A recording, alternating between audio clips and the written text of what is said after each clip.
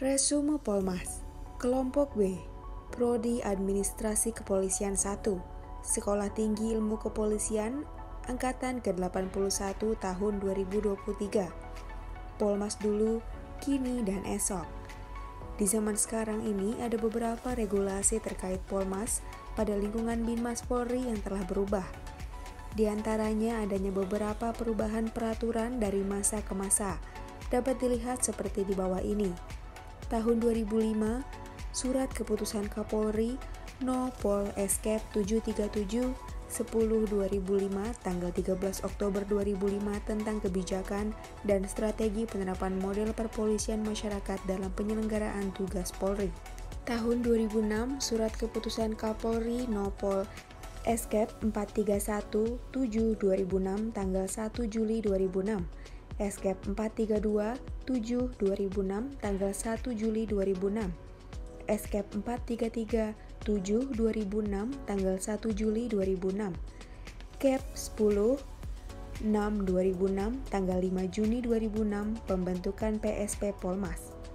Tahun 2009, Surat Keputusan Kepala Kepolisian Negara Republik Indonesia No. Pol Eskep 507 10/2009 tanggal 30 Oktober 2009 tentang pedoman pelaksanaan standar penerapan Polmas bagi pelaksanaan Polmas. Tahun 2015, Peraturan Kepala Kepolisian Negara Republik Indonesia Nomor 3 Tahun 2015 tentang Pemolisian Masyarakat. Dan kira-kira apa yang akan menjadi perubahan di tahun 2021 dan mendatang? Dari hal ini, dapat disimpulkan perlunya reorientasi dari tugas pokok Polri untuk kembali ke pasal 30 ayat 1 dan 4, yaitu pada tataran paradigma dan pelaksanaannya apabila Polri belum dapat merubah UU-nya sendiri. Pasal 30 ayat 4 UUD 1945, Kepolisian Negara Republik Indonesia sebagai alat negara yang menjadi keamanan dan ketertiban masyarakat, bertugas melindungi, mengayomi, melayani masyarakat serta menegakkan hukum yang bertentangan dengan Pasal 13 UU 2 2002. Polri, tugas pokok Kepolisian Negara Republik Indonesia adalah A. Memelihara keamanan dan ketertiban masyarakat. Tujuan dibentuknya lembaga atau fungsi kelembagaan bukan tugas. B. Menegakkan hukum. Dan tugas terakhir atau ultimatum remedium. C. Memberikan perlindungan, pengayoman, dan pelayanan kepada masyarakat. Tugas utama dan pertama. Dari dua perbedaan di atas dapat kita ambil ambivalensi yang berbeda di antaranya. Tidak taat asas kepada UUD 1945.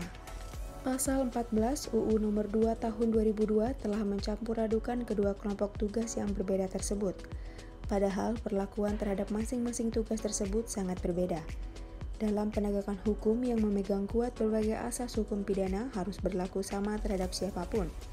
Sementara yang terjadi adalah tugas yang berkenaan dengan melindungi, mengayomi, dan melayani kemasyarakatan justru sangat memerlukan berbagai penyesuaian dengan kondisi lingkungan strategis dari suatu masyarakat, termasuk penyesuaian dengan berbagai program dan pelaksanaan fungsi pemerintahan lainnya. Pasal 13 UU Nomor 2 Tahun 2002 telah memutarbalikkan prioritas tugas. Penegakan hukum didahulukan dari melindungi, mengayomi, dan melayani masyarakat. Juga menjadikan tujuan atau fungsi dalam konstitusi menjaga keamanan dan ketertiban masyarakat menjadi tugas Polri. Dari hal-hal yang berbeda tersebut dapat berdampak bagi anggota Polri itu sendiri seperti menyulitkan untuk anggota Polri, khususnya sebagian Babin Kamtibnas dalam Polmas sebagai program atau strategi dalam kedudukannya sebagai petugas Polmas, untuk bersikap humble sebagai pelayanan masyarakat di tengah masyarakat versus partnership, kemitraan di permukaan saja. Berseragam adalah aparat yang merasa paling tahu versus problem solving. Orientasi penyelesaian yang biar aman dan cepat beres, formil, tidak esensial. Tidak hanya itu, ada lagi yang menjadi kendala bagi program itu sendiri, yaitu bubar sebelum waktunya dengan diikuti fakta-fakta sebagai berikut. Berdasarkan Kep 737, telah dijadwalkan kebijakan pengembangan Polmas tahun 2006 hingga 2009. Faktanya dengan Perkap 7 tahun 2008, kebijakan Polmas telah berubah dari ide dasarnya, baca halaman 152 hingga 158. Contoh, abaikan Polmas dimensi internal sebagai filosofis. Dibentuknya Pusat Studi dan Pengembangan Perpolisian Masyarakat, Kep Kapolri, No. Kep 10 6/2006, tanggal 5 Juni 2006, pembentukan PSP Polmas tidak berlangsung lama. Kini perlahan mati suri, nyaris musnah. Ruangan sudah tidak ada, aset entah kemana, personel bubar jalan. Pimpinan tinggal satu orang yang hidup. Dan sekarang apa yang menjadi dampak dari hal tersebut yaitu hilangnya penghargaan akademis bagi yang telah menyimpulkan kata policing dalam community policing diterjemahkan menjadi perpolisian. Pengaburan makna sejak Perkap 7/2008.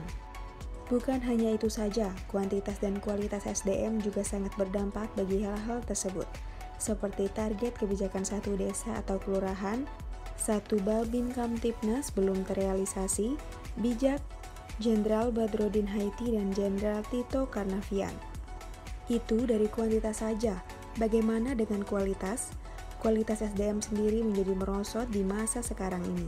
Seperti kurang dari 1% Babin Kamtipnas mempunyai kemampuan cara berpikir, cara berkepribadian, cara berperilaku, cara berkomunikasi, cara berproses dalam sebuah proses mediasi. 2. Mempengaruhi kualitas dan tingkat keberhasilan problem solving baik dalam konteks penanganan perselisihan maupun permasalahan sosial lainnya. Ditambah hemat atau efisiensi anggaran, pelatihan mediasi tidak direalisasikan. Yang ketiga, belum memiliki kemampuan P3K yang memadai pada umumnya, dan pada lokasi rawan bencana masih perlu dibekali kemampuan dasar SAR. 4.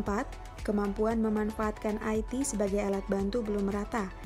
Rata-rata baru sebatas WhatsApp dan SMS, coding, TikTok, Instagram, Facebook, YouTube. Namun bukan hanya itu saja. Untuk sarana dan prasarana untuk petugas belum terwujud, berbeda dengan halnya di luar Indonesia. Seperti belum setiap Babin Kamtipnas memiliki laptop, printer, dan modem tugas yang dapat menunjang tugasnya.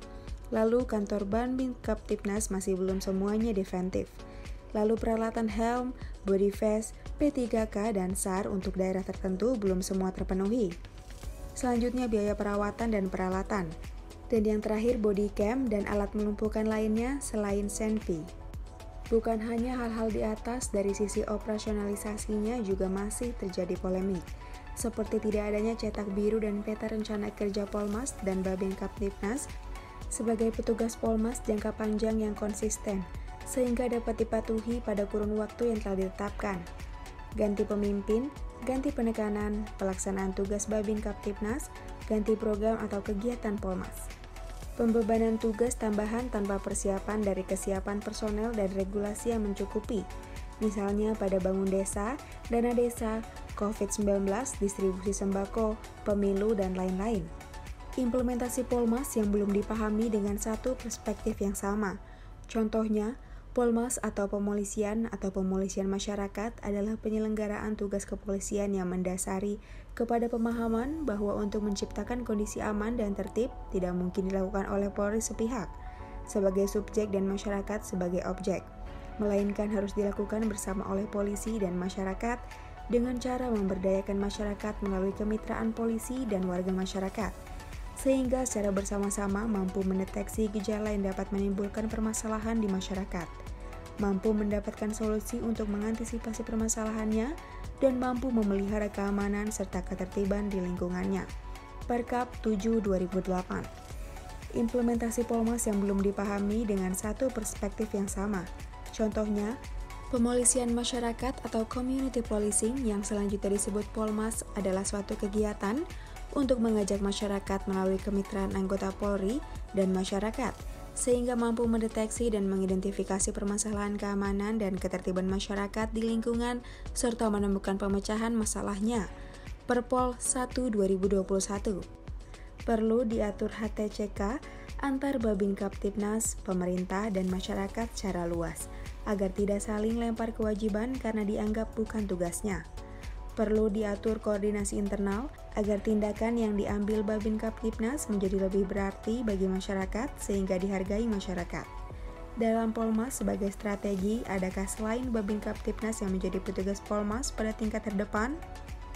Inilah yang terjadi di saat ini, dan kita berharap kedepannya bisa lebih baik.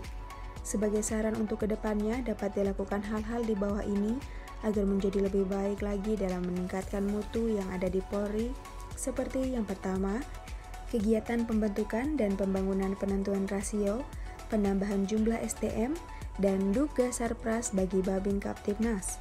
Yang kedua, untuk itu perlu perubahan dan penyesuaian dari regulasi yang mendasari perubahan-perubahan terkait Babin Kaptibnas. Yang ketiga, memastikan engagement dan participation. Yang keempat, daripada buat satgas, lebih bagus fungsikan struktur secara optimal dan harus buat pusat kajian. Yang kelima, kegiatan pembentukan dan pembangunan Babin Kaptibnas yang handal dimulai dari penguasaan, cara berpikir, cara berkepribadian dalam bertugas, cara berperilaku, cara berkomunikasi dalam bertugas, cara berproses dalam sebuah proses mediasi ataupun cara lain dalam mengimplementasi problem solving. Yang keenam, perlu pelatihan baik dalam pembentukan Babin Kaptibnas maupun bagi mereka yang akan atau sedang bertugas menjadi Babin Kaptibnas agar dapat berperan sebagai petugas Polmas yang baik.